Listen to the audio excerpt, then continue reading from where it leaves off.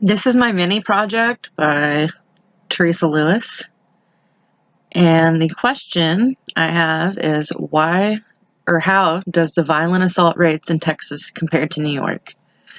And the reason that this is important is because why would you want to go to a state where you're more likely to be assaulted than the other? Most people want safety over the risk of being harmed. This is my data map.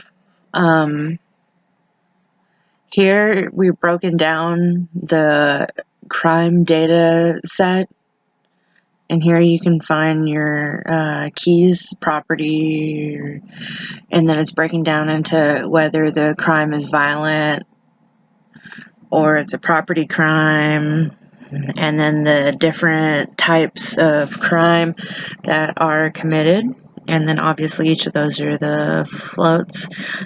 And the crimes range from burglary all the way to robbery and rape. For mine, I chose the violent crime, and I chose assault. The abstraction for this, assault is considered a violent crime, and each state has their own assault rates.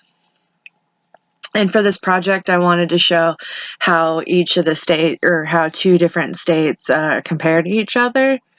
And by doing that, I'm going from the year, it's broken down into the years, and then the number of assaults that occurred in those given years. And for this presentation, I am using the violent assault rates in Texas and New York. Both are two very different states. As you can see in my visualization, both states had similar assault rates around the 1990s. But they both declined, and Texas did at a much slower rate than New York did. New York declined quite a bit, but then is on the rise again. And then Texas has kind of leveled off a bit. New York could possibly be back on the rise. I guess we'll find out.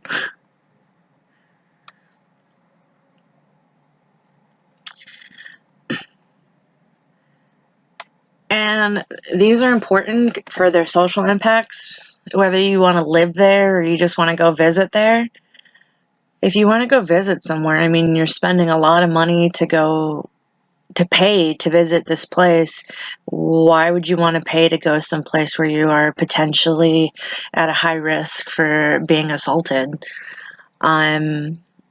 Yes, each state has their attractions where people want to go there for a specific reason, but at the same time, a lot of people want to travel where they don't feel like they have to worry about their own safety or the safety of their family.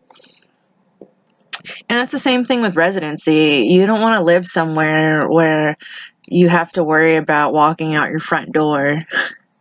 You want to be able to live there and be free and be able to be productive, and especially if you want to have kids, you don't want to have to watch your kids 24/7. You want to allow them to be kids and do what they want to do as well.